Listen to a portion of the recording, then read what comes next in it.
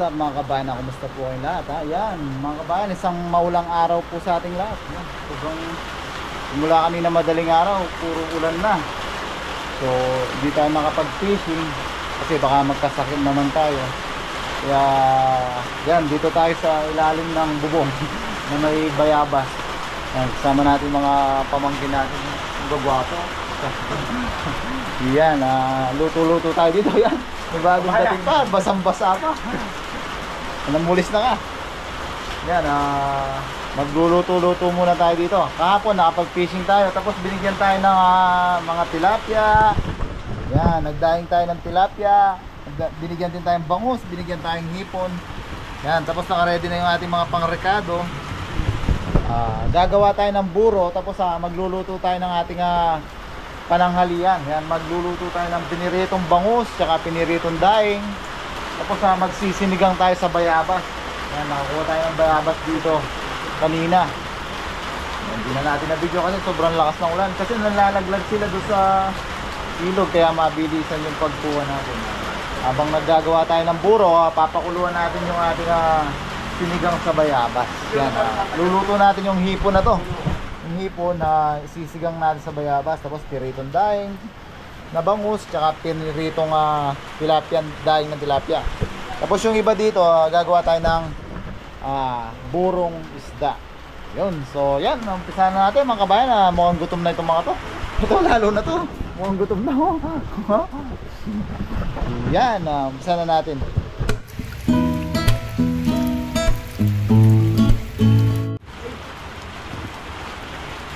Yan, hiwa-hiwa tayo ng ating mga pangrekado mga kabayan.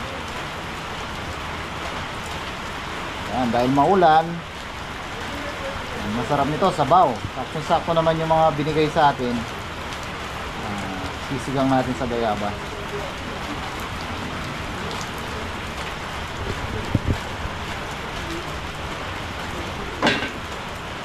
Tapos sabayan na rin natin ang pinirito.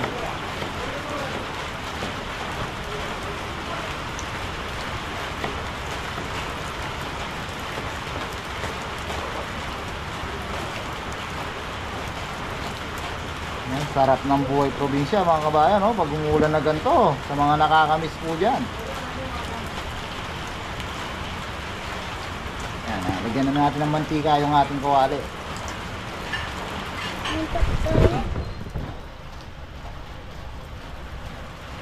Yan, sa bayan, prito tayo ng daing.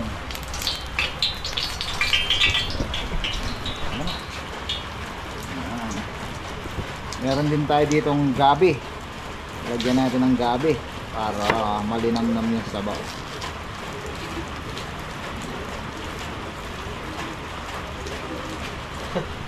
Yan, mainit na yung ating kawali mga kabayan. Tara nga tayo ng ating daing.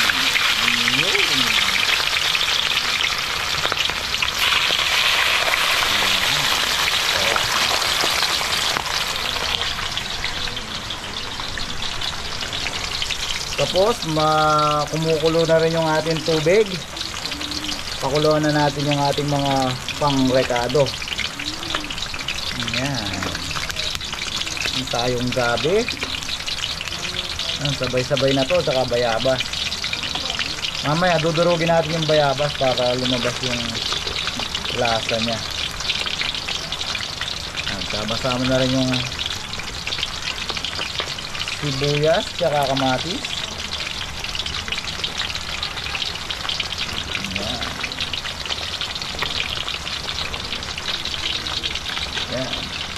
Sili nga ba, mamaya natin ilagay. Sarap naman, ang bango dahil sa bawang mga kabayan. Yan, timplahan lang natin to ng patis. Tansya lang. Magkaiba yung patis natin sa Taiwan, tsaka ito. Mamaya adjust na lang natin. Yan, so yan, habang nagluluto tayo, titimplahan natin yung ating buro. Pero baliktarin muna natin yung ating daing. Masulit. Ang sarap.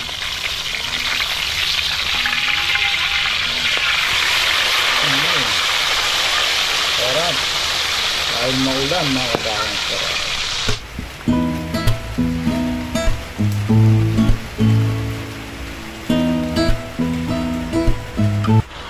yan mga kabayan, timpla na natin yung ating buro.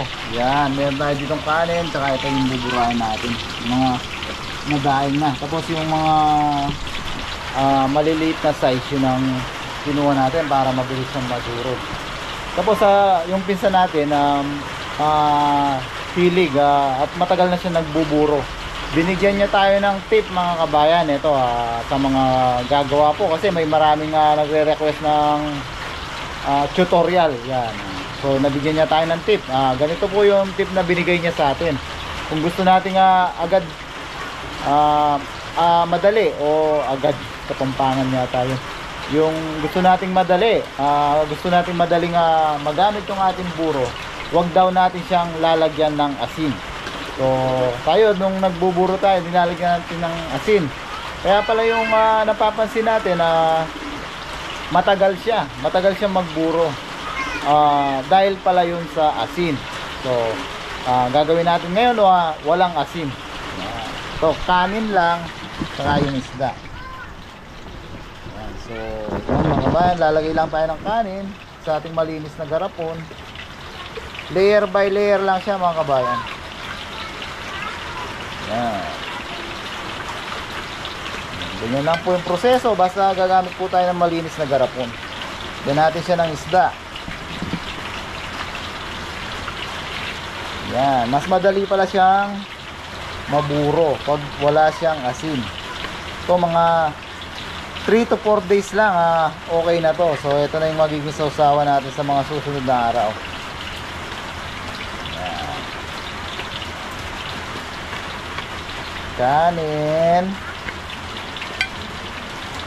isda ulit. Yan.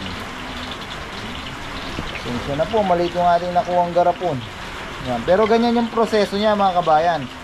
Kanin, isda, kanin. Yan, wala siyang asin, mas mabilis siyang maging buro. Yan.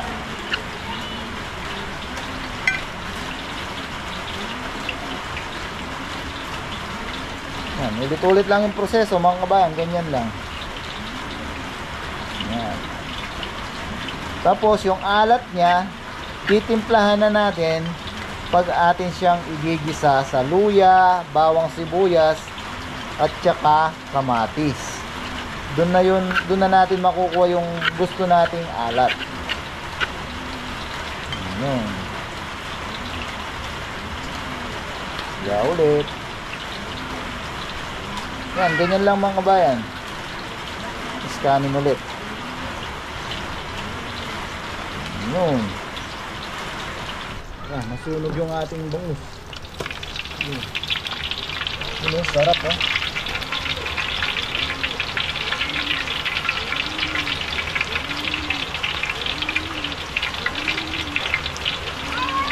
patalastas, sabihin na natin dito sa gilid. Sarap. Kalang natin ulit yung isa.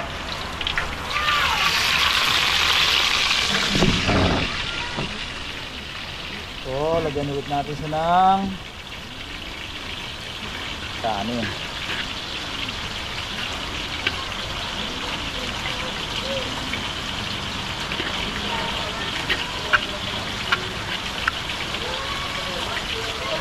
Bali mga tilapia natin mga kabayan, nalinisan ng maayos, dapat wala silang dugo-dugo. Yun, ganda na ng ating buro mga kabayan, no? Tapos ganda mga kabayan, no? Layer by layer po siya. So tapos every other day didiinan to. I-compact po siya natin ng paganyan. Ayan. Tapos tatakpan natin siya ng silk talaga, yung hindi siya nahahanginan. Kunin lang natin yung takip mo. Ako mga kabayan, gumagamit ako ng malinis na plastic.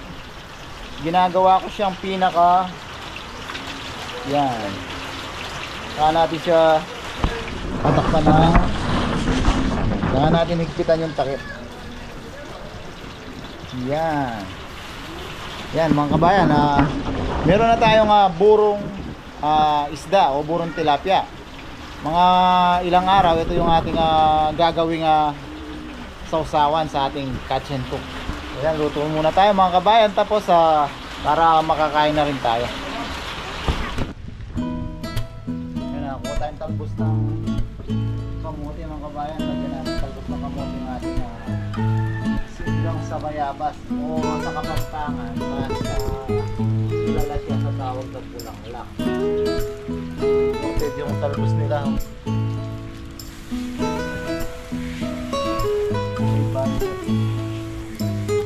Yan, mga kabayan sa probinsya, ganito lang. Huwag upihin lang sa mga namin mga pang-tampo, mga araw. Ganun lang sa bahay.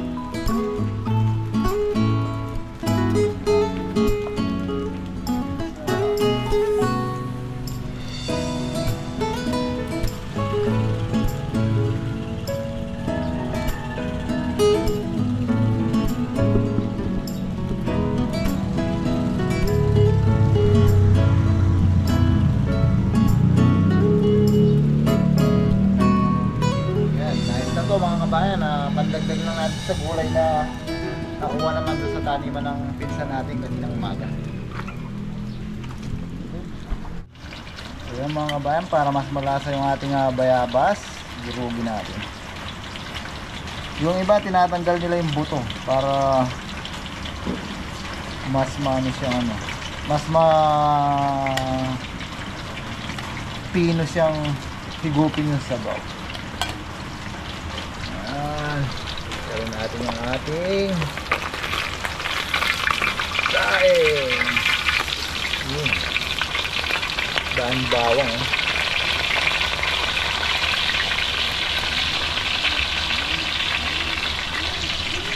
Yan, durugin lang natin. Sarap to mga kabayan. Ako personally, favorite ko po itong bulanglang o sinigang sa bayabas. Kaso sa Taiwan, di tayo nakakapagluto nito kasi yung bayabas doon matabang.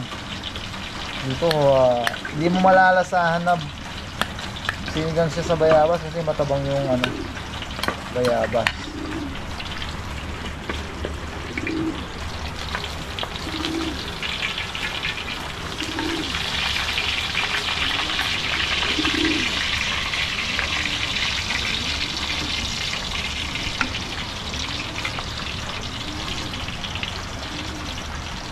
Dito yung mga bayabas natin, dahil mga native sila, malasa. Di pa rin tumitigil yung ulan mga kabayan. Kaya masarap ang kain natin nito.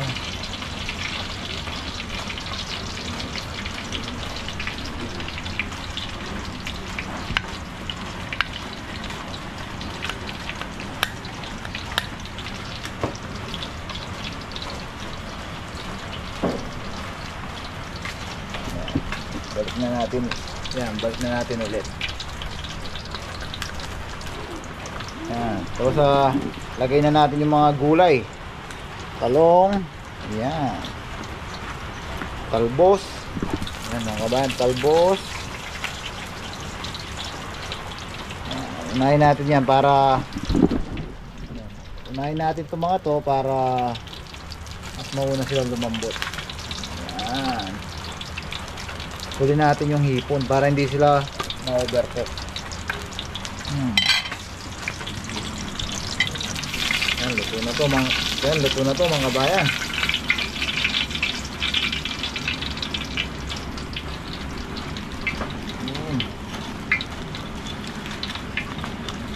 Yan. Prito naman tayo ng ating daing na tilapia.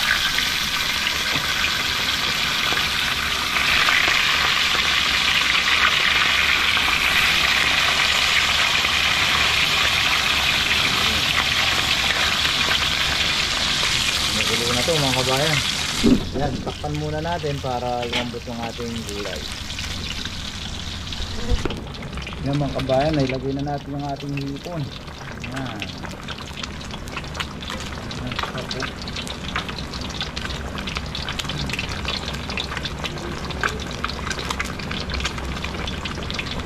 Yan. ating kain na tilapia.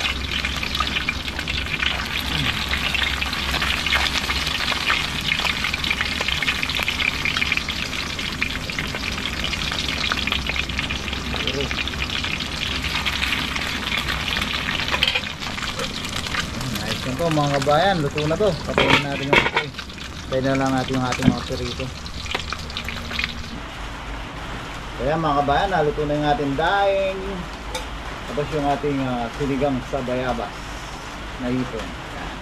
Pero bago tayo kumain, tayo muna ay magpasalamat sa ating biyaya.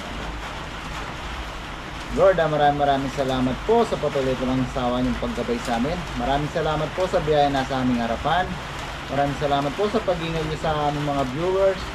Lord, naniniwala po kami lahat po ng iyong binibigay sa amin ay lahat po ay may dahilan. Sana po lahat po ng may karamdaman at sakit ay mabigyan po ng kagalingan. Amen. Kaya na po tayo. Yan, silang dalawa yung nakasama natin mga kabayan. Kasi si Papa Yoybi may pasok pala.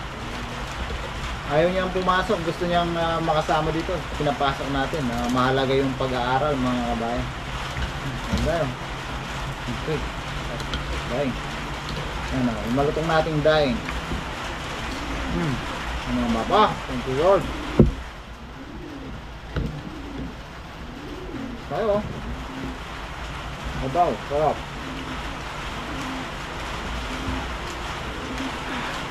Bango. Uy, bango. Ayan. Wala o. Ayan po.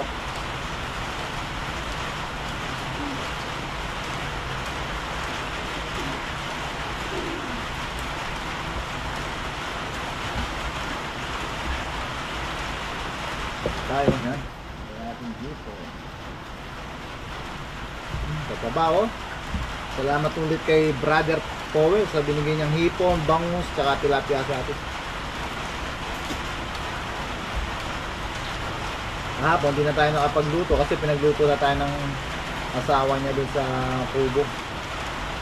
Tapos nauna na tayo kasi si Tumbading naman may lakad siya kasi. Sarap. Kain po.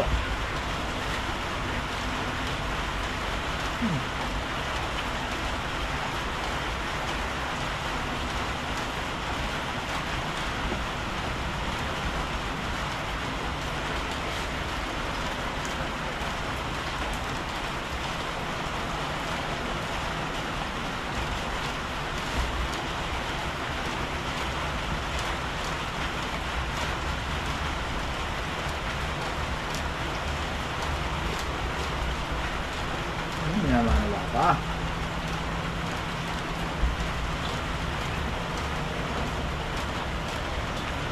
Pagtira na lang natin si Papa Yoybi ng sabaw, tsaka mag-prito na lang siya ng daing mamaya pagdating niya.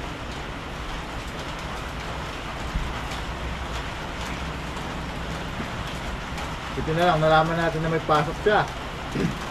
Kung hindi, sasamahan niya dito, ayaw niya tayong iwanan. Yun, pinapasok na din mga kabayan. Po.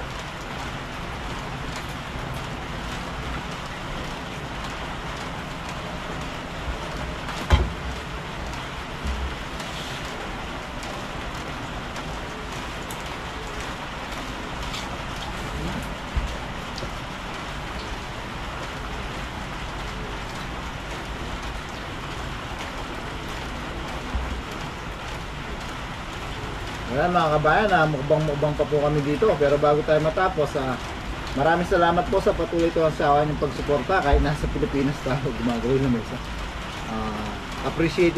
Appreciate po namin ang inyong suporta. Ano po, patuloy ko ang sawa niyo pa rin kaming suportahan. Lagi po natin tatandaan, saan man po tayo nag-on, lagi po tayo mag-ingat. Paki-hit po yung like button. God bless po mga kabayan. Ayan po.